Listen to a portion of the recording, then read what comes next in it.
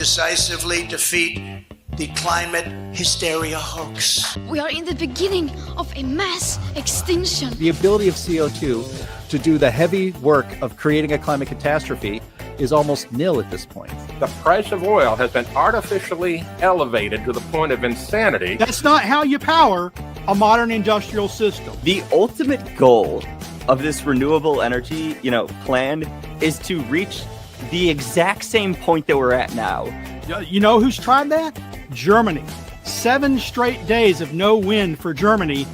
Their factories are shutting down. They really do act like weather didn't happen prior to 1910. Today is Friday.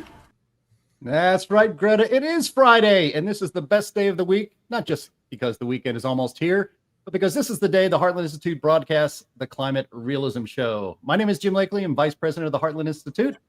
We are an organization that has been around for 41 years, and we are known as the leading global think tank pushing back on climate alarmism. Heartland and this show bring you the data, the science, the truth to counter the climate alarmist narrative you've been fed every single day of your life. There is nothing else quite like the Climate Realism Show streaming anywhere. So I hope you will do us a big favor and bring friends to this live stream every Friday at 1 p.m. Eastern Time. And also like, share, and subscribe. And be sure to leave your comments underneath this video. All those very simple tasks help convince YouTube's algorithm to smile upon this program. And that gets this in front of even more people.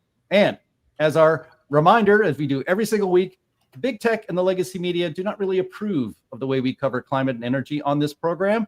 So Heartland's YouTube channel has been demonetized. So if you want to support this program, and I really hope you do, please visit heartland.org/TCRS. That's heartland.org/TCRS. And you can join other friends of this program to help bring this show to the world every single week. And by the way, it is a tax-deductible donation, just to let you know. We also want to thank our streaming partners, junkscience.com, CFACT, What's Up With That, the CO2 Coalition, and our friends at Heartland UK Europe. We have a fantastic show today with a very special guest, so let's get started. We have with us, as usual, Anthony Watts. He's Senior Fellow at the Heartland Institute and publisher of the world's most viewed website on climate change, What's Up With That. Sterling Burnett, the Archbishop of Canterbury, also known as the director of the Arthur B. Robinson Center on Climate and Environmental Policy at the Heartland Institute. And of course, Linnea Lueken, Research Fellow for Energy Environment Policy at Heartland. And also want to thank Andy Singer, our wonderful producer behind the curtain, making sure this show looks and flows awesomely. And let's welcome back to the show one of our best friends and a lot of fun, man named Marc Morano. He is the Director of Communications at CFACT. He is a human tornado of commentary on climate and energy. And if you've watched any cable news over the last, decade or two, you've certainly seen him on there talking. He's also the producer and star of Climate Hustle 1 and Climate Hustle 2, and the author of several books, including The Politically Incorrect Guide to Climate Change and Green Fraud. Marc Morano coming to us from an undisclosed location that looks to be a carbon sink with all those trees behind you. Welcome to the show. Thank you, Jim. Happy to be here. Happy to be back on the Climate Realism Show. Looking forward to it today. And what a great week this has been. It's a notable week. You may have to change your intro of the Trump clip. There's actually better Trump clips now you could include in your Climate Realism Show intro. Oh, we're getting to that. That's the star of the show. We got 3 minutes and 33 seconds of Donald Trump giving it to the UN pretty good on climate. And I bet you've never gotten an introduction like that on Fox Business. Weren't you just on there yesterday talking about Trump's speech? Yes, I was on with Varney, and how we were also talking about how China is trying to steal away Trump's thunder by getting the accolades out of the international media, CNN calling it a consequential move on the climate by China, pledging. They increased their climate pledges. No offense, but it sounds like some fucking commie gobbledygook. But it's funny is I was on Varney. Varney historically, he's represented Wall Street. He's always been kind of confrontational and adversarial with me. We've debated hottest years. He's called me an extreme climate skeptic. But yesterday at the end of the segment, he actually said, "Well, you've been vilified all these years as a climate skeptic, and it looks like President Trump now says you're right." So it was Varney's way of saying, Stuart Varney, that maybe he's accepted Trump's view finally. We'll see. We shall see. But yeah, we're going to get to that for sure very soon. It's going to be the highlight of the show here. But hey, we like to start this show as we do every week with the crazy climate news of the week. So hit it, Andy.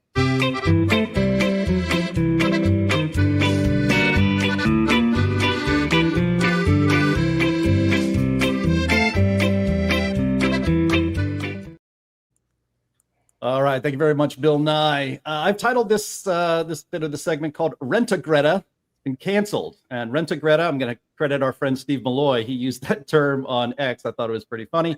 This story comes from the Daily Mail. Woke on woke fury brings chaos to Greta Thunberg's Gaza flotilla.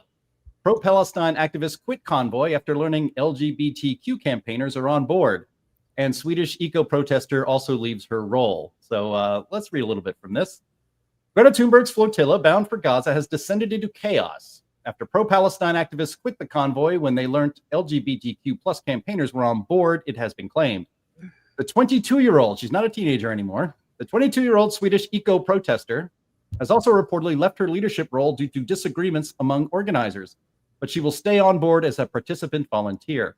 The convoy's journey to the enclave has been anything but smooth, with organizers claiming 2 vessels were targeted in a drone attack outside the Tunisian port of Sidi Bou earlier this month. So now, political differences have allegedly plagued the leadership of global Smood flotilla, with reports that Khaled Boujiyama, the Tunisian coordinator of the convoy, defected after learning about the presence of queer activists on board. The cause of his frustration was allegedly the participation of activist Saif Ayadi on the flotilla, a, quote, communist queer militant who boarded the convoy when it stopped off in Tunisia. Thunberg reportedly stepped down from the GSF leadership in the midst of the drama, telling Il Manifesto, that's a great publication, that she believes that the committee was communicating too much about internal affairs and not enough about the genocide in Palestine. Her name was apparently removed from the list of board members on the mission's website, and she was allegedly spotted wheeling her suitcase along a Tunis dock to transfer from the steering committee family boat to another vessel, the Alma. Anthony, you always like to give us all Greta updates here, and why can't the woke left just all get along? Well, because every one of them, I think, is mentally ill. I'm serious. I'm sorry. It just seems more and more lately that's the case. And they all have their own agenda. My version of my complaint is more important than your version of your complaint. And they keep going back and forth with this sort of thing. They're all vying for public exposure, media exposure, getting headlines, all that stuff. And so it's basically just like, what's the right word? It's a little bit animal farmish in some way, the way these folks behave. And so, I'm not at all surprised. All protesters are equal, but some are more equal than others. You're right. How dare you? I like how Jim said she was still on board, as opposed to being, dropped at sea in a little flotation device. Yeah, she's still on board. So they are. It is sort of a crazy. I don't want to say much about the Palestinian conflict. That's not my area of expertise, but I do think it's odd that the LGBTQ community has embraced it so strongly when they complain about criticisms in the U.S., but they're not complaining about stoning and being tossed off buildings in the Middle East by these people they're defending. That seems crazy to me. Well, trying to make sense of the pyramid of oppression on the left is a fool's errand. Well, yeah. The funniest thing about Greta's involvement in the whole Israeli-Palestine conflict is that Israel got Greta to make a hypocrite out of her about her pledge never to fly again. When she arrived and they forced her on an airplane, and you have the picture of her sitting there like a little brat on the plane being forced to fly. So all those years of finding the high carbon fiber, CO2 intense yachts and everything else she was sailing the world with to avoid flying one act, of protest, and there she is on an airplane flying back to Europe. I thought that was, only Israel could get her back on an airplane, and I thought that was, worth it for the photo opportunity. Well, my question is, you say Israel did that, but so she got back to another flotilla in Tunisia. Did she take a yacht from Europe to Tunisia, or did she fly again to get there in time? She flew. It's all hypocrisy. It's all show. It's no substance. Yeah. She just really likes taking boat trips, and I'm kind of jealous. Oh yeah, I mean it is a nice way to travel, I suppose. But I mean the reason we bring it up is just kind of easy to poke fun. But Greta's second act on the world stage is not really going as planned. And I just want to close this segment by showing, I mean, first of all, they said they were under attack from an Israeli drone when it, I don't know what happened. I wasn't there, but there's reports that it was just a flare gun that was fired off and came back down and hit their own boat. Who knows? We don't know the truth. All I would say is that if Israel wants to sink your boat's going to sink. It's not just going to light on fire for a few minutes. I'm just putting that out there as a theory. But they're not having a really good time. I found this video this morning. Apparently, people were jamming their radios so the flotilla could not communicate with each other. And the person jamming the radio decided to have a lot of fun with this little sabotage. Can you play that video for us, Andy? Don't know what it was exactly. And right now, they're jamming our VHF, as you can hear. We do not know where this is coming from, the sound, but other vessels are experiencing the same thing. They're jamming our radio.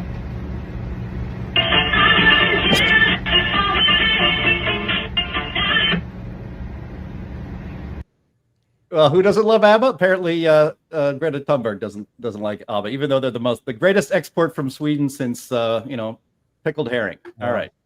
Yeah, I'm just hoping maybe they would have remixed that, and instead of Dancing Queen, they did Drama Queen instead. Nice. Good one. All right, let's move on. We've had enough fun at Greta's expense, and we'll probably have to get to her again soon. Maybe she'll show up at COP30. We don't know. It's been a while. We'll see. I seriously doubt it. She's condemned the whole UN process as a scam, a fraud, and greenwashing. So I don't think she's welcome, and I don't think she'd want to go. Although you mentioned if she gets desperate enough for a home of her activism, she would go back at some point, maybe. What you just said, Mark, is that she's finally come to her senses on the COP. It was a one-time she's joined our side on this matter. Yes, but she's doing it from the left. She's with the George Monbiot, the UK environmentalist, who wants to stop all animal agriculture, shut down modern farming. She's completely just thinks the UN is sort of stodgy and conservative. That's how radical Greta is, or has become. All right. Well, let's move on to our second item, and this is titled "A Trojan Horse at Climate Week." If you read the description of this live stream today, you'd realize that whether you knew it or not, this is Climate Week 2025 in New York City, and this is a piece written by our friend. We don't know what it was. Oh, this broadcast is being jammed by Andy by mistake. All right, so this is a piece in the Washington Times by our friend Steve Milei. Apparently, stars Climate Week. Is the supposed conservative named Benji Backer. And I bring this up only because I'd like the audience to be familiar with that name, Benji Backer. Benji Backer. Steve points out that Benji, in his opinion, is a quote-unquote Trojan horse for climate alarmism and the ruinous policies to quote-unquote stop climate change. So let me read a little bit from this and we can talk about it. Climate Week 2025 is filling the skies with private jets and the streets with motorcades, while in between cocktail receptions and panels, the emissaries of environmental virtue instruct the rest of us to do it less. Benji Backer, the 27-year-old founder of the American Conservation Coalition and Nature is Nonpartisan, is billed as the conservative voice of the climate movement. Polished and adept at wrapping himself in MAGA-friendly language, he is precisely the sort of figure the movement hopes will render its program more palatable to young conservatives. However, his record tells a different story. Mr. Backer has called President Trump, quote, despicable and indefensible, unquote, praised Greta Thunberg's, quote, critical role in shaping climate awareness, and endorsed government control over 30% of America's land for environmental purposes. Benji Backer supports many of the policies long championed by liberal climate activists, including subsidies for green hydrogen, Government created incentives that redirect markets toward wind and solar and expanded restrictions on fossil fuel development. Now, Steve goes on to write that, in his opinion, Benji is, quote, invaluable to the climate left because he gives off, quote, an illusion of bipartisan consensus on the climate. And Steve almost ends right here. By accepting the left's framing of the problem and the solution, Benji Backer offers not a conservative alternative, but a more marketable version of the same failed plan. Fortunately, the Trump administration is intent on moving in the opposite direction. Let me start with you, Sterling. It would seem to me that, as Steve Milei wrote in this piece, that Benji Backer's time has already come and gone. And well, that it's not going to get traction. Look, he doesn't command. He's at Climate Week, but remember, no one cares about Climate Week this year. It's almost gone unnoticed, except by the New York Times. And of course, that's where it is. Backer, people say that Backer is not a conservative. What Backer is an old school rhino in the sense that everyone forgets the conservation movement was founded by who? Theodore Roosevelt and his friends. And they believed in conservation. They believed in locking up large amounts of land. The 30% idea, Roosevelt would have loved that. He believed in big government. He was not a conservative by what we mean, sort of a traditional believe in small government, limited interference, free markets. They believed in intervention in the markets, just like a Rockefeller Republican, just like rhinos. So Backer is one of those. He has his supporters among Republicans, but remember, not all Republicans are conservative. And he is truly a Trojan horse. He says, we're Republicans, we care about climate too. And there's a rump that does. But we all care about climate. What we don't support is radical changes and government intervention to fix something that's not a crisis. He believes it's a crisis, or he believes it's an opportunity to gain government power, which is what Theodore Roosevelt and his ilk, way back when, always wanted in the first place. More government control. Remember, they broke up the trust. They intervened in the market all over.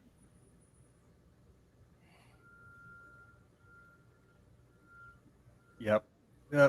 Mark, you want to weigh in here? You're in the DC area in the swamp. Yes. Benji Backer and your illustrious James Taylor and I had a big debate. This was in South Dakota, and I think it was at the Libertarian, which I can't remember the name of it now, the big meeting, and it was in July of like 3 years ago. We had a big debate with him on the stage, and we were able to publicly excoriate him because remember, when he came to D.C. to testify in Congress, Benji Backer, 2019, he sat next to Greta Thunberg. He turned to Greta Thunberg and thanked her for her climate activism, for making young people aware of climate. That gives you an insight into just who Benji Backer truly is. This is a guy who praises Greta's life work on climate and thinks it was a good idea and that she was effective and that she helped young people. And if you look at, I think he's a marginal figure. He does like to pal up with like Lisa Murkowski and a couple other, what a lot of people would say, liberal Republicans. And I maybe shouldn't say this publicly, but he is palling up with one Trump cabinet member, one Doug Burgum of the Interior Department. They had a picture taken and Burgum was a keynote speaker. So there's always going to be that strain of republicanism that has an appeal to someone like Benji Backer. And if you listen to what Benji Backer says, if you're not paying attention, 80% of what he says sounds like the Heartland Institute could say it. He'll say a lot of things that just sound, normal conservation. But what he does is he conceals the other 20%. And the other 20% is all about activism. Climate change is a problem. The weather's getting worse and we need solutions. And that's the part where you just sort of feel deceived by him every time he speaks or you read his writing, because it's very hard to actually get him to admit what his group is really all about and what their actual goal is. And their goal is to get young people concerned about climate and get the government to act on climate and to scare us about the science. He's always hyping Al Gore style science. Yeah. I wish James were here because I believe that we hosted a panel at one of the conservative congresses the last couple of years, and Benji was an invitee, and he flat refuted that it was about climate science. He accepted he came on stage and then he refused to discuss climate science. He wanted to discuss climate policies and market solutions. Market solutions are not market solutions. Markets develop solutions. They're government solutions posing, trying to set up faux markets. He would call the EV tax credit a market solution or something. Yeah. Yeah. And so James just took him apart because he said, look, you're not here to discuss market solutions. You're here to discuss the climate science. That's what this panel is about. Jim can correct me if I'm wrong about that, but I think that that's what happened. No, that's accurate. That's accurate. Yeah. All right. Well, we can move on. Maybe we'll invite Benji on this program sometime. Maybe have a nice conversation, and we'll learn something. Anyway, we'll move on here. Our third item here. This is an important story. This isn't crazy climate news. It's kind of good climate news, but this is an important story, I think, for all of us in the audience to monitor. This comes from our friends at the Daily Caller. Zeldin bars staff from joining climate activists at fancy dinners events in any official capacity. The Daily Caller News Foundation has learned that EPA told staffers they, quote, should not accept invitations from a climate lawfare group, quote, in their official capacity over significant concerns, according to an internal memo. EPA staff received an invitation to the Environmental Law Institute's annual awards dinner, according to the memo, but agency leadership is urging employees not to attend in any official capacity. The House Judiciary Committee recently launched an investigation into the Climate Judiciary Project, a project of the ELI, and its efforts, quote, appear to have the underlying goal of predisposing federal and state judges in favor of plaintiffs alleging injuries from the manufacturing, marketing, or sale of fossil fuel products, the committee wrote in an August 29th letter. Quote, it is no longer in the agency's interest for employees to participate in their official capacity in any conference, program, or other event organized by the Environmental Law Institute, included but not limited to ELI's Climate Judiciary Project. Thus, EPA employees should not accept invitations to or participate in such events, including ELI's annual awards dinner in Washington, D.C. Quote, as a steward of American taxpayer dollars, EPA has a responsibility to ensure that staff, time, and resources are spent in a manner consistent with the agency's interests. Given the serious concerns about ELI and CJP that have been brought to the attention of the agency, it is no longer in the agency's interest for employees to participate in their official capacity in any conference, program, or other event by ELI until these concerns have been adequately addressed. I'll just leave it right there. The reason this is important is because we've covered this story here and there on this show over the last several months. But there's this cabal, there's this conspiracy is one way to put it, between environmental leftist groups, nonprofits, a lot of them get taxpayer money anyway, doing education with judges to prejudice them toward the environmental lawsuits that will come before them. This is a scandal. This is a big deal. And congratulations on the EPA for at least in this instance, putting a stop to it. Linnea, what do you, maybe I'll start with you. I mean, you've been watching this story as well. Yeah, well, I think this is great from Zeldin. I think that for a long time, many decades probably at this point, it's been kind of like just impolite to point out the fact that these groups are trying to influence the judicial system and calling them out like this. I mean, you can see later in the article, the ELI responds and they're like, we have always been nonpartisan, helping to educate, the judiciary and everything and blah, blah, blah. It's totally not a political thing. It's totally not inappropriate, blah, blah, blah. And it obviously is. We all know what they're doing. They're just trying to sway judges ahead of time so that when those like climate, those children's lawsuits come before them, or lawsuits that are going to depend heavily on attribution studies, trying to tie, specific emissions from oil companies or whatever to specific heat waves, as we've seen in the news. We know that they're just trying to bias them towards giving it to the environmentalists, because the environmentalists have been quite unsuccessful in a lot of these lawsuits for a long time. They're desperately trying to keep up the lawfare, and it's great to see the EPA smack them around a little bit for their obvious inappropriate behavior. Yeah, if I can add, I was in the U.S. Senate staffer when James Inhofe was there, the Environment Public Works Committee. And as employees of the Senate, we had so many regulations, restrictions, and paperwork to fill out, so much paperwork.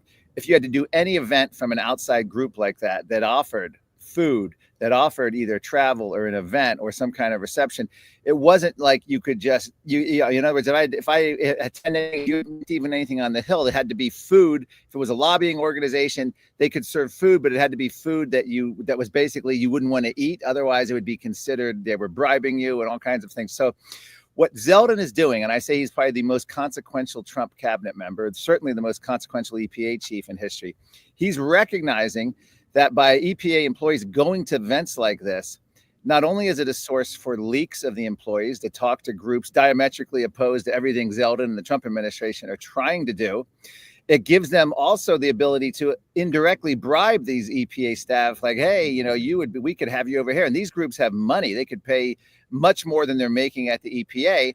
And what a way to sort of go out from the EPA, but maybe, hey, collect some documents, say some bad things.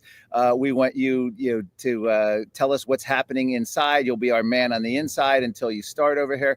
There's all kinds of things. And Zeldin, I think, recognizes the inherent sort of conflict of interest for EPA staff and others to just go to events like this for groups diametrically opposed to the entire mission of what Zeldin's trying to do. But remember, the EPA, I don't know if it's just lower levels of staff, but certainly career bureaucrats. Most of them are in the EPA because they were already aligned with environmental interests. Yes. They are not, and they rose up through the ranks by expanding the EPA's mission and authority and jurisdiction, creating increased levels of bureaucracy and bringing in new amounts of funding. And so it's not surprising that the environmentalists and them have always been in bed together. Zeldin is finally calling them on it. I wish he had said instead, not to not go in your official capacity, but not to go at all if you want to continue working here. You have to choose between EPA and its mission or the environmental groups.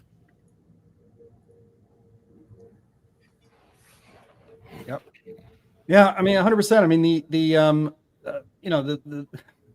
I think you made an important point there, Mark, about how what when you were speaking actually reminded me of, like, for decades there's been this revolving door between EPA and NGOs that are going to save the climate over and over and over again, and that has been closed, at least temporarily. I would presume that if a Democrat president wins the White House in the future, that those those revolving doors will be fired back up again. But this is something that is very little known in the public, that this is the whole system really seems to be rigged from the government to the NGOs and all the way around. And that's what they're finding with the FDA. One of the reforms they're seeking to do is stop that revolving door where you have, Pfizer executives then become, high officials at the FDA or NIH. And you need, serious reforms to do it. But as you mentioned, becomes a yin yang between administrations. We need serious permanent reform. And this is why they call it the swamp in Washington. Yeah. All right. Well, we'll close this topic out. Andy, if you could bring up that tweet from that I found yesterday from Matt Whitlock commenting on this thing. Somebody in the story that was in Greenwire and E&E News said that they were, let's see, it says here, an EPA employee granted anonymity because they fear retaliation, said barring staff from going to ELI events was part of the administration's attack on climate science. And Matt quips, if by climate science she means law firm paid for open bars, then yes. That's great. And that's what this is. DC is full of open bars. Yeah. That is for sure. All right. Well, let's get into our main event, because I know a lot of people in the chat are waiting for it, and it is, believe me, worth the wait.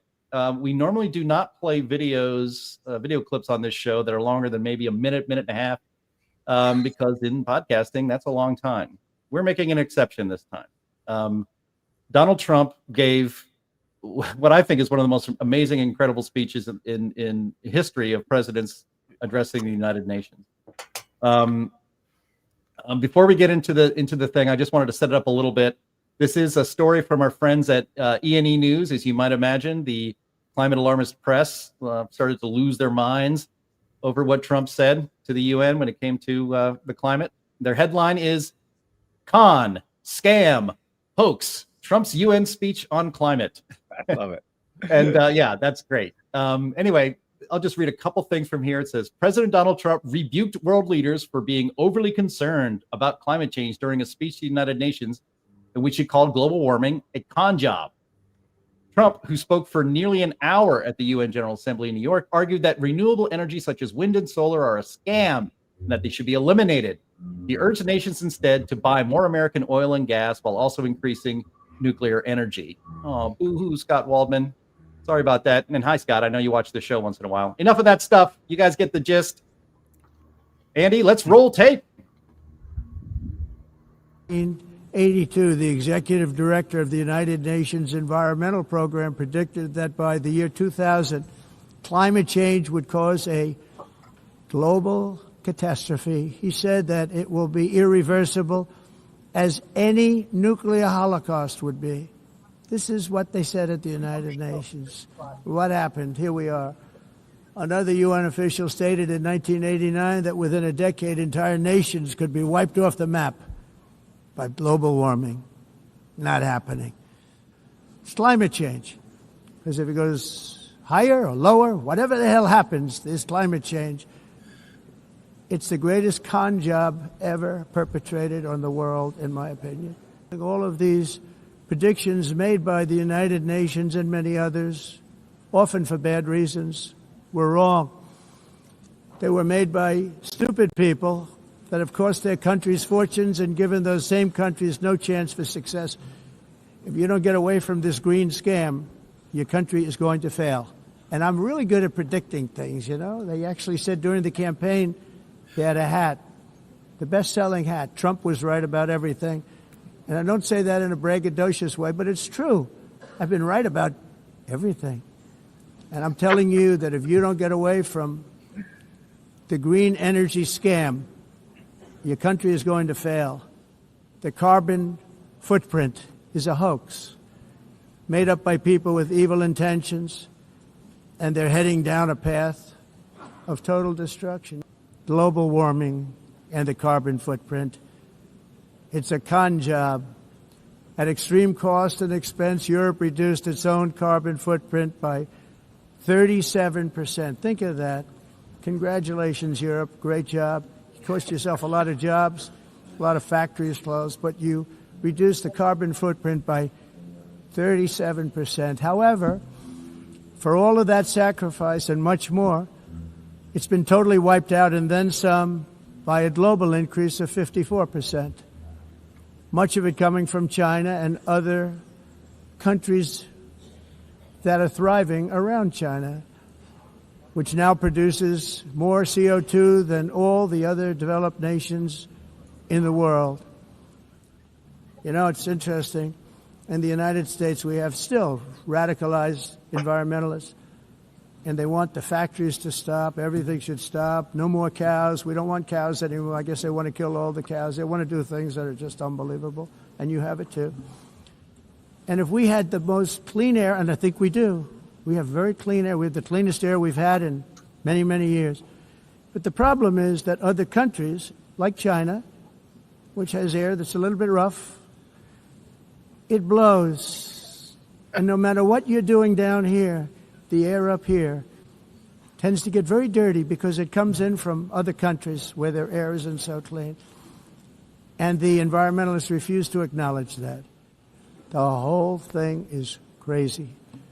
The primary effect of these brutal green energy policies has not been to help the environment, but to redistribute manufacturing and industrial activity from developed countries that follow the insane rules that are put down to polluting countries that break the rules and are making a fortune. They're making a fortune. I love Trump so much. It's so funny. Yeah, he's just great. The funniest guy ever. that speech was actually that part of his speech was actually more than 6 minutes long. And, you know, when I got done watching it, Anthony, I want to start with you. What did we do to deserve a man like that? Speaking to the United Nations like that? We voted. That's what we did. And and it was a mandate for sure. But I want to point out something, and I've read this online. I don't know that it's actually true, but I believe it to be, is that right before he started his section on climate, his teleprompter apparently went dead. And what you saw there was him speaking off the cuff. He had all that in his head. So, you know, go Trump for that, being able to say those things factually without having a teleprompter. Joe Biden could have never done that. But, you know, now that Trump has called this thing a con, and rightfully so, because we've seen this for years, I think it's time for us to just start calling it that every time we talk about it. You know, the whole thing is wealth redistribution. The whole thing is, you know, funding people that are, you know, doing nothing. I mean, look what's going on. We're about to come up on COP 30, right? 30 of these meetings where they have, you know, wine and song and drink and entertainment and all this stuff at the taxpayer's expense or others' expense. And yet nothing really has been done about, you know, increasing CO2. Why? Well, because they can't. There's nothing you can do about it of any real consequence. We've demonstrated this for years. You know, everybody talks about regulating it, but the fact is that China and India and other nations are saying, yes, we will help with climate. You betcha. But it's all lip service. They don't actually do it. So the whole thing is indeed a con job. I guess I'd like to take up China. I was asked to comment for a story recently, and China said, Z, via video conference, said that they would cut their emissions 7 to 10% below their 2030 levels by 2035. There's no penalty if they don't. Under Paris, there's no penalties. There's no teeth to it. And it's almost impossible to see how they would do that, since they're adding coal-fired power plants monthly, if not weekly. These plants will be around for 30 to 50 years. But what he didn't say, you know, and some people are praising him for this. Oh, they're taking up the mantle. They're really stepping up as they add coal power plants. They're stepping up. What he didn't say is what their emissions would be in 2030. Right now, if their emissions went down from 2025 levels, today's level, 10%, they would still be emitting more by themselves than the US, Europe, and Canada combined. If their emissions go up until 2030, which they are on the path to do, they will surpass us even more. Does anyone really believe, who's going to hold China accountable if they don't do what they say? And, you know, will China care if they don't do what they say? In the end, this is a slick marketing. China's saying we're taking the mantle of leadership. And whether because they have blinders on, or whether because they're grasping at any straw possible to show that the whole Paris and UNFCCC project is just not collapsing and a farce, they are latching on to the merest scraps that China offers and saying, see, the biggie's on board now. Oh, it saved us all. It saved nothing. And it means, I honestly believe it means nothing. I suspect they won't cut 7 to 10%, but if they do, if they increase emissions by 15% by 2030, they'll still be half above where they were. Yeah. Marc Morano, I want you to comment on here. I also want to alert our audience that I have dropped in the chat a URL for the transcript of Trump's climate remarks and his things, so people can check it out for themselves. But Marc, you know, I titled this podcast today the Climate Realist president, because if you just look at the speech and what he said, you know, he pointed out that since 1982 was his marker, that all these predictions of climate calamity that have a time limit on them, none of them have come true. That no matter what you do as far as reducing your CO2 footprint and then he thought the carbon footprint was a scam and complete BS. That's also the case. You know, it's difficult to find anybody in public life, let alone a politician, speak such truth about what's happening on the climate, what's happening on energy policy. And this was the president of the United States. That's why it just strikes me as remarkable, and I can't stop smiling about it. Yeah. Yes. I mean, this speech was, I think, the greatest speech ever given by a U.S. president to the United Nations that I'm aware of, at least in my lifetime, since late 1960s. I can't think of anything. I mean, I think back to Republicans like the Bushes, and I can't even remember Ronald Reagan giving a speech of this kind of narrative flipping. And this is what is so important about what Trump did. It wasn't the fact, well, it was the fact that he had the receipts. He did the 1982 warning, the 1989, the 10-year, all these UN officials. He laid waste to them. He called everything a hoax and a con. The fact that he just completely flipped the narrative is the most significant thing, though, because if you remember back when Václav Klaus was the president of the Czech Republic, I remember there was a survey. This was around 2010, 11, shortly after ClimateGate, where Václav Klaus, the president of the Czech Republic, went around at the UN and everywhere. He wrote a book trashing the whole climate agenda, basically calling it a con. That was the country in Czech Republic with the highest rate of climate skepticism. And it was because they had a leader who was flipping the narrative. People were hearing it from their official source. So when Trump went into this meeting at the United Nations during Climate Week and did this and made this unbelievable speech, it sent a signal around the world that this is a first, combined with his Department of Energy report, by the way. That was the first official government pushback by any government in the world, that climate assessment report by Judith Curry and Steve Koonin, to ever push back against the UN. So you combine all that and you have Donald Trump up there just laying waste to the UN, to their face. This is going to have consequences, I believe, for the future. You think about Charlie Kirk. Why was he so effective? Because he took the argument face to face to people, made them confront their own illogic, their own hypocrisy. He won hearts and minds. Trump did that today, not necessarily to the people in the UN chamber, but to the rest of the world. And he did it in a way that no one can go through and say, oh, he was misinformed. He brought receipts. And if you think back, I was at COP29 in Baku, Azerbaijan, which bordered Iran and Russia as a country. Trump talked to the head of Argentina, the president, Milei, can't ever say his name. And within minutes of that conversation, he pulled the whole 100+ delegation out of the conference. The French environmental minister then canceled the conference. The opening speech was about oil being a gift from God. The whole UN conference went to shambles because Trump lit that fire. And now you have, of course, Canada collapsing, Carney's first act, a World Economic Forum puppet master. He's not a puppet. He's the puppet master. Zeroed out the carbon tax. You have the elections in Europe, the halting of the Green Deal, the farmers' rebellion. You have around the world this whole awakening of countries. This is how you give the whole climate alarmism and the whole climate agenda a push off the cliff, because it's not working. We've had decades of lies and fake promises. Europe knows it's not working. The whole green energy. Trump was brilliant. This was at his best. And I just want to say, school children may be citing this speech in the future if we can ever actually kill this whole climate hoax agenda.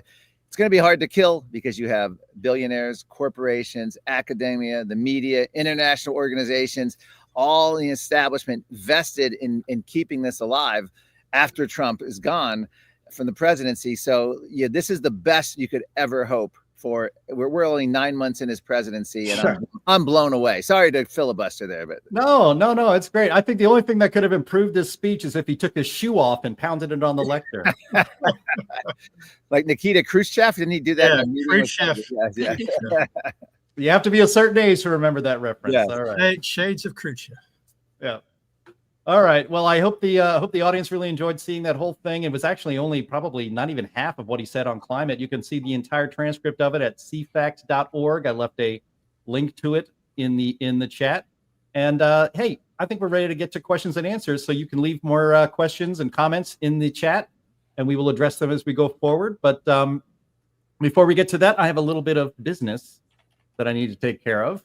And that is to mention to you that this here stream show is sponsored, and we have a sponsor, and that sponsor is Advisor Metals. Now, if you listen to a lot of conservative shows and you hear a lot of pitches for buying gold, silver, and other precious metals, there are a ton of companies out there that do that, but we want to tell you why you should trust our sponsor, Advisor Metals. And it's the man who runs the company, and his name is Ira Brashatsky. He is the managing member of Advisor Metals, and he does not employ high-pressure tactics or deceptive marketing ploys like many others in so-called big gold. He also doesn't deal in so-called rare coins. When you buy gold and other precious metals from Advisor Metals, you are dealing in quality bullion, and that is so much better when it's time to liquidate this very valuable physical asset.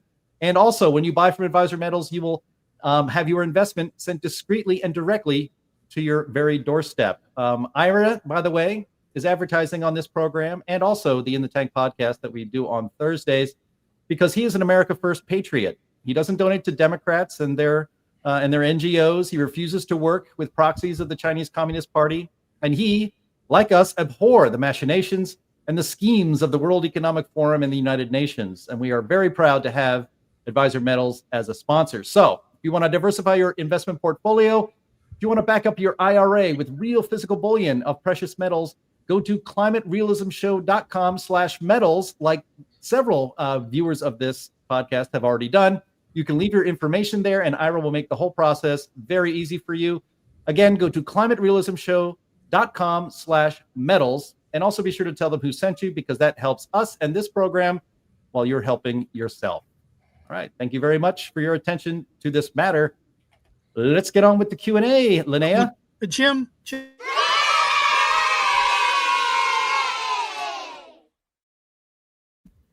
Yes. Before we get to Q&A, I'd like to say one thing. All right. Trump's speech, because okay. So the key elements of Trump's speech that I'd like people to focus on is he's getting fact checked. You see these fact checks on his speech. I think the New York Times did one. Others have done one. The key things to check out his speech, fact checked wise, is have any of the predictions come true that he cited? And they haven't. He's right about that. Every one of them's wrong. And is green energy wrecking Europe and the countries that have pushed it? And he's right about that 100%. Our costs have gone up as we've adopted green energy. Europe's costs have gone up dramatically as they've adopted green energy. In both places, transmission, the delivery has become less and less reliable with breakdowns. Check out Spain and Portugal and parts of France this summer. The point is, when they try and fact check him, they don't fact check. They pick stuff that's not important or that he didn't actually say as a fact check, and they ignore the stuff where he's just dead 100% right.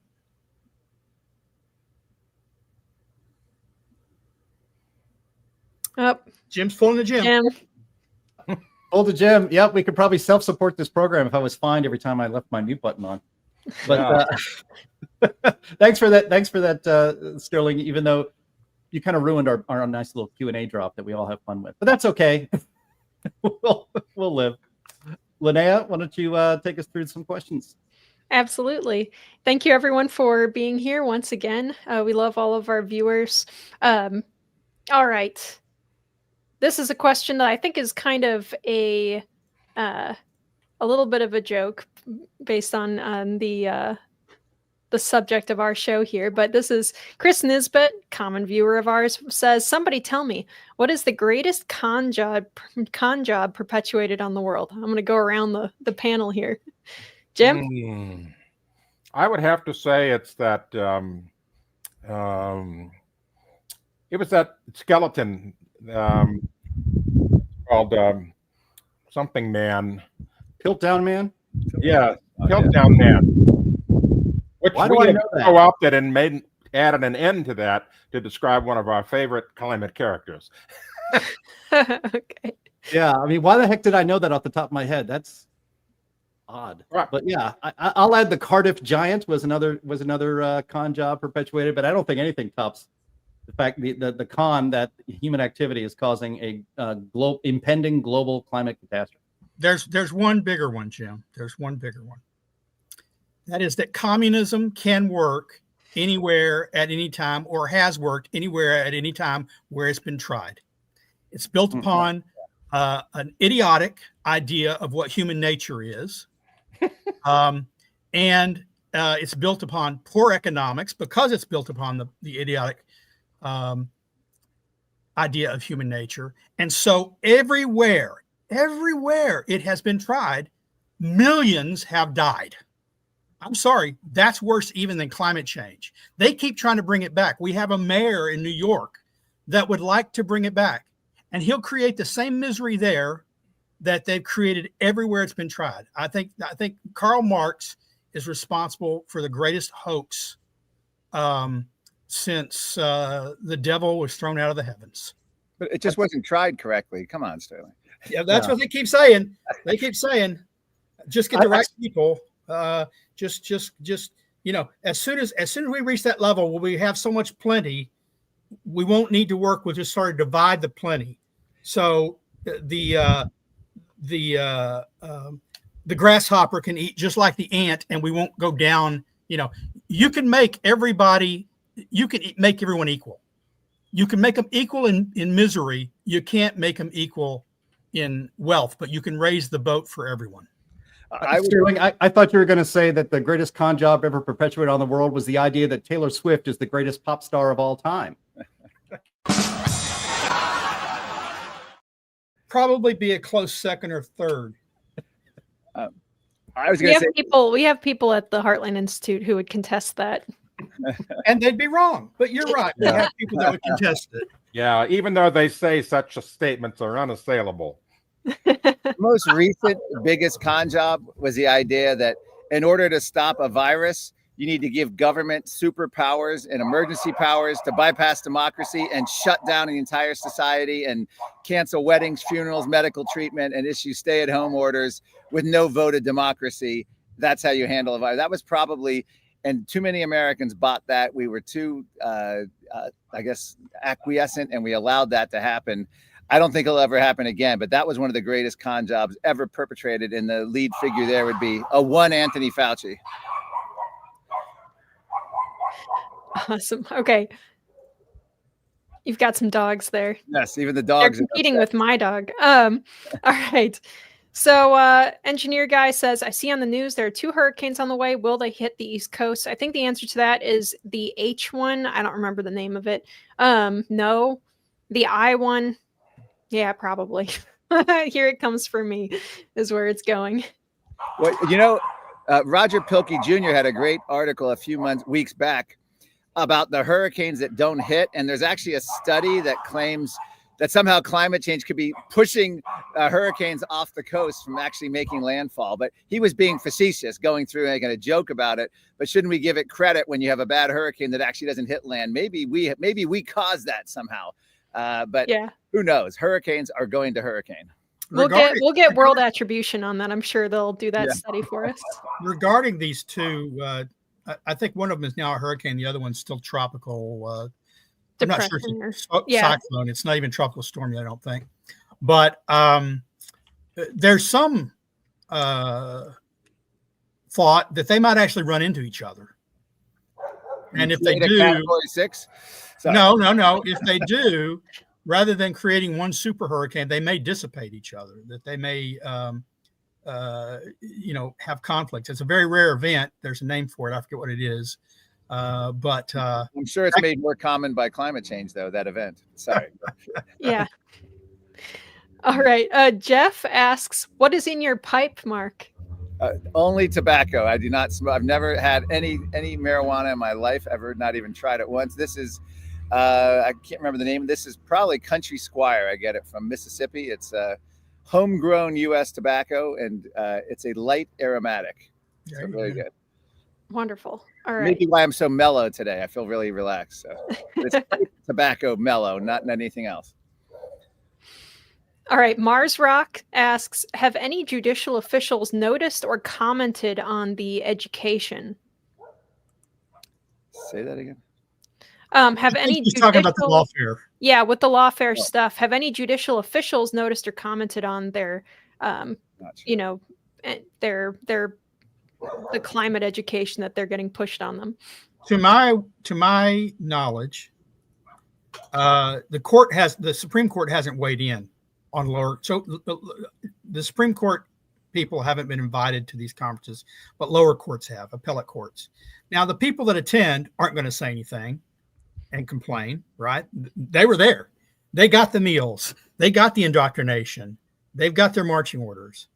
Their colleagues are loath to critique or criticize the others. So I'm not aware of anyone who said something like, they shouldn't be attending these events. This is indoctrination. This isn't giving knowledge. This is shaping legal doctrine. But I could be wrong. Maybe somebody said it. I haven't seen it. All right. And I want to point out that we have a hurricane expert in the chat, Stan Goldenberg, who says, yes, the disturbance soon to be Imelda will likely hit the U.S. and might cause serious flooding. So everybody on that coast that seems to be in kind of the general cone of predictive strike, please get ready this weekend, long in advance, before they send out the official, before the storm forms and everything. You should always be prepared. You should have been prepared months ago for hurricane season. So please, now is the next best time. I'll also add that Stan just texted me, and he said that the best information that you can get on hurricanes is hurricanes.gov. Yes, please do, you guys. All righty. This is probably a question for Anthony here. Bob asks, to what extent does post-glacial rebound account for ocean level rise? I don't see how current glacial melt could.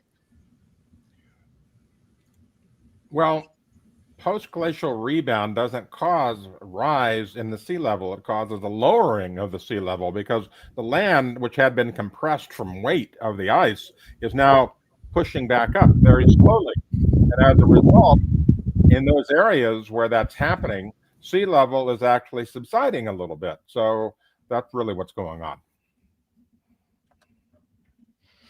All righty.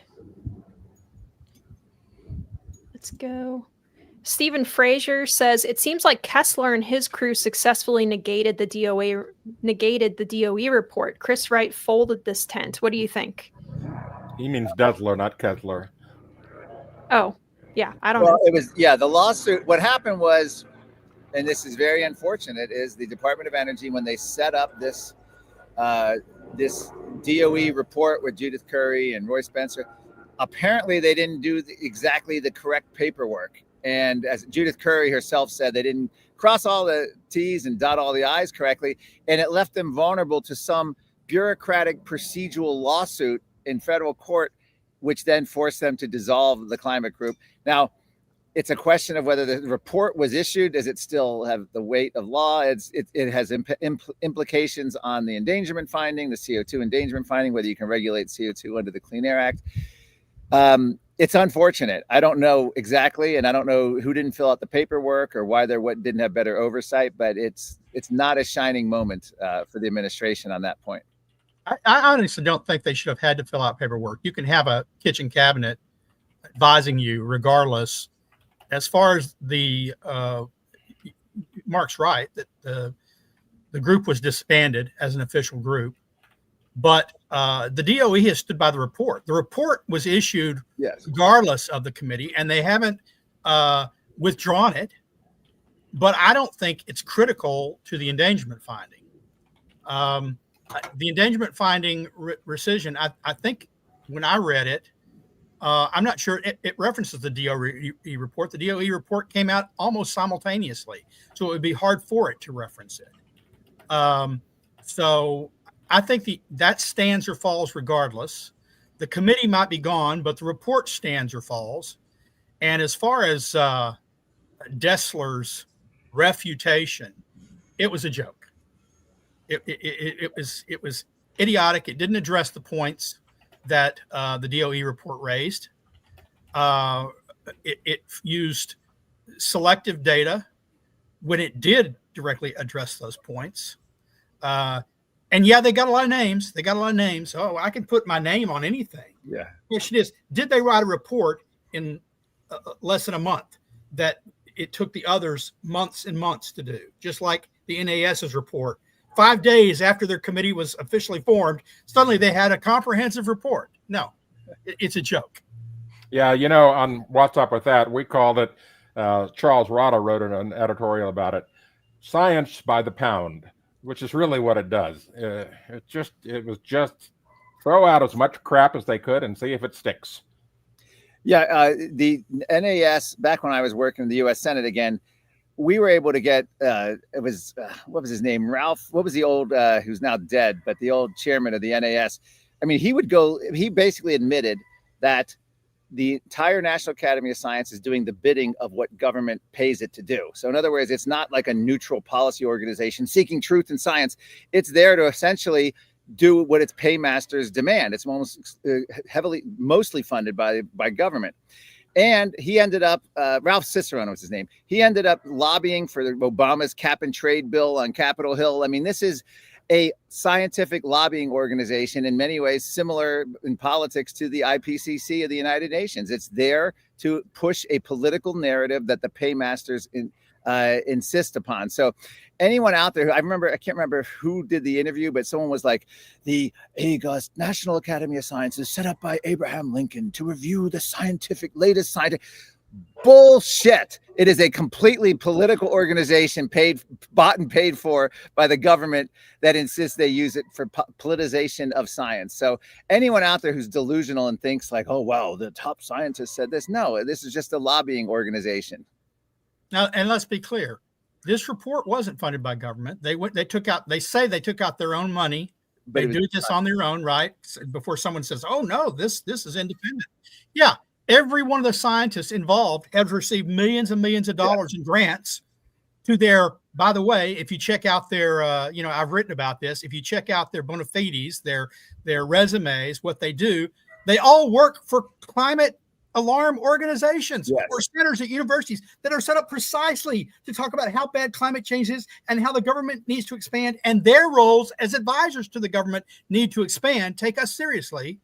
And so, yeah, once they see the government suddenly not genuflecting to their power, authority, and wisdom, suddenly they can produce an independent report that says the government is wrong. Sterling, you need to put your hat on. I'm going for it now. You're right. It's too late, but... Mark, in case you don't know, we have dubbed Sterling the Archbishop of Ranterbury, and so I sent him this hat. That's great.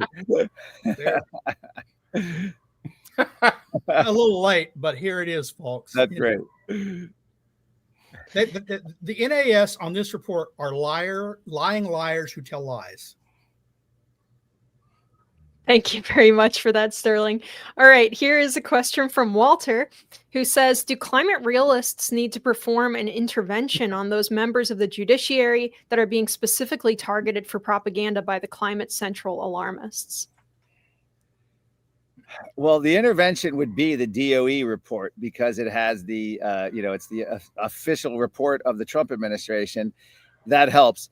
What happens is these judges literally don't know anything about the science. And so it's all an appeal to authority when they try to prosecute. Well, the UN has said this, and even our own government has an endangerment finding CO2 needs to be regulated. So in many cases, these judges, even if they're personally climate skeptics, they're presented with these official government reports and they're like, well, what am I supposed to do? So yeah, we need a better legal strategy. And this is why you need to have reports like the DOE report, so you can cite other official reports, because as a judge, that's going to be very critical in defeating these ridiculous lawsuits. Many of them, the school children, 8, 10, 12 years old, suing the government because our climate future is at stake. And by the way, Climate Central is famous for the TV weatherman indoctrination, where they send a local weather. Since 1970, your city has warmed X amount. Gee, why did you pick 1970? Oh, that was one of the coldest periods of the 20th century. Why don't you start in the 1930s and see how much your city has warmed? And they don't do that. It's a pure, just typical propaganda outfit. Mark, how dare you question honest science? All right. Charlie B says, Now that Google has admitted its prior YouTube sins, are you demanding better treatment for them? Yeah. Shouldn't the Heartland channel be back in full standing now with YouTube? You guys should have a letter of apology. Check your inbox. Yeah, it'll be in the inbox Bad any moment, I'm chance. sure. Yeah, no, we're working on it. Although I've seen some commentary on X from people who are complaining that they're being slow walked already by YouTube, Google. So we're going to keep at it. I mean, if they're honest about what they said in that letter, then we should be remonetized. And look, we don't make a ton of money on this channel. Obviously, we didn't even when we were monetized. The point is that if your channel is demonetized, it gets severely punished by the algorithm. So the show ends up not flowing into the feed of people who should be seeing it, and not just climate realists, but other people to engage in the global conversation about the climate. We are suppressed in that regard because we are not monetized. We're demonetized. So, that's what we're trying to fix. I have the same problem with what's up with that, and I suspect you do too, Mark, with Climate Depot. They demonetized me, I believe it was around 2019, late 2018. Google sent me a letter basically saying, what you publish does not align with our values and vision. See ya, bye-bye, sayonara. And so they took all the advertising off of there, because, we were saying truth. And so I suspect a lot of different outlets in the conservative side have the same problem. And maybe Google is slow walking these back, but we should push hard for this because what Google did was wrong. Yeah. Sorry. No, we're gonna make Sterling wear that hat every single show until we are remonetized. Do you hear me? You hear me, Google? Nobody wants that. So come on, put us back on. I will pray that we're remonetized. Yeah, I'm gonna have to get a vermin screen boot for my head. It's a little warm, folks. I don't need to be sweating on TV. Mars Rocks made a good suggestion that we mail our climate at a glance to all these judges. I don't know if that'd be considered lobbying. I don't know what the tax laws are with regard to judges, but I'll say this: we have a second edition coming out, and if we mail it, that should be the one we send. It's all updated, and all the sources, all the facts, and it covers new material that wasn't in the first one. We encourage you all, when it comes out, which will be next week, to go up and get a copy. Absolutely. Chris asks, have you noticed any change in visitor numbers since their admission? I don't think so. No, that won't change until they actually change something. Yeah, I don't think they haven't actually done anything. They just wrote a letter. This I'm going to direct to Mark. Je suis Charlie in Europe made our leaders cowards. Yet in America, Charlie Kirk made you all braver. Why? Jizzy Charlie? Who are they referring to? The Charlie Hebdo attack. Okay. Well, Charlie Kirk, the attack here, I think because of just this young guy who's really his number one mission was free speech, debate, open society, bringing the debate face to face to your enemies. I think it struck a chord in America that, just like his widow, Erica, said, it's going to make his message, his movement stronger than anything we could ever imagine. And I'm really, if any good can come out of his death, I'm hoping that's what it is. Europe doesn't have the same constitutional, most countries don't have the same constitutional protections as the United States in terms of their free speech. In order for Europe to even survive decades in the future, the EU has to be abolished. It is the most evil institution. Ursula von der Leyen, the whole idea of country sovereignty being usurped the way they can do it almost doesn't even matter what they vote. The EU bureaucrats have a hold on it. We were at a conference, I guess, last year in Austria, and it was just amazing. They were explaining how the EU was founded, how it holds a grip on all these nations, how they can't really circumvent a lot of the EU regulations. That's going to be your number one problem, because even if you have a mass rebellion, which you have had, they still can just sort of lie low, and the EU can throttle you back down in the future. It's a bureaucratic structural problem, I think, that's occurring in Europe. It's also a problem of history. Remember, the countries of Europe have been conquered and led by various types of authoritarians throughout their entire history. Monarchy is just another type of authoritarianism. And they have a long history of obeying the crown. And when they throw it off, they just put it, they got rid of the kings in France, and who they replaced them with? Napoleon. Well, that's better. They had the Glorious Revolution in England. They beheaded the king. Who'd they get? Thomas Cromwell. Well, that's better. America was founded by people who were leaving appeals to authority as the standard, except for some of them, appeals to God. We have a history of distrust of government. Europe doesn't have that history. True. They trust government. They think the government generally has their best interest in mind. They're not guided by Thomas Paine or John Locke. They're guided more by I forget the French philosopher, but Rousseau, I believe Rousseau. You're right. Rousseau, or in Germany by Hegel, who believe human people are just part of a larger social organism. The body politics, what's important, not individuals. That's not what America is. So when you have someone like Charlie Kirk, he's hearkening back to the very notion of how this country was founded and the people who founded it.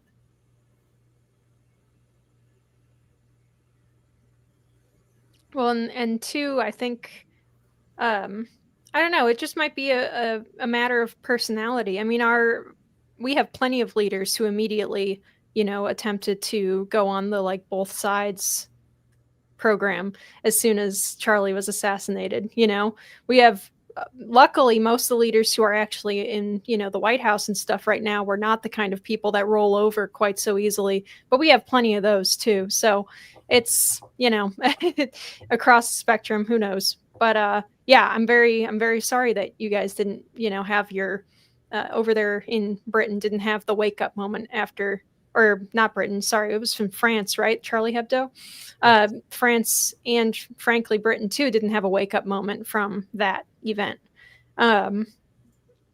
Let's see. Well, we don't have any more questions. I have this. Somebody starred this comment for me. I'm not sure why, but that the climate change disclaimer is still on all the videos. So yeah, they haven't changed anything at YouTube. So not too. I know why. The power grid is not powering the AI, so the AI doesn't have enough power to change the algorithm to remove all that stuff yet. It's going to take a while. Oh wow! Too much solar and wind on the power grid for the AI to work. Yeah. Hey, that's a new conspiracy theory. I was kind of getting bored with my old one, so thanks for that one. Well, if he's right about that, it will take longer still, because the power grid is increasingly still powered by wind and solar, which means lack of powered. Yep. All right. Well, that will do it for today's edition of the Climate Realism Show. I believe this is episode number 175. And we hope to see you next Friday at 1 p.m. Eastern Time for episode 176, where we'll be covering the latest in climate news and keeping the world informed from a climate realist perspective. I want to thank our streaming partners who help us get this show in front of even more people. Junk Science, CFACT, that's you, Marc Morano. CO2 Coalition, Climate Depot, that's also you, Marc Morano. Yes. What's Up With That, and Heartland UK Europe. I want to thank Andy Singer, our producer behind the scenes, doing a fantastic job today.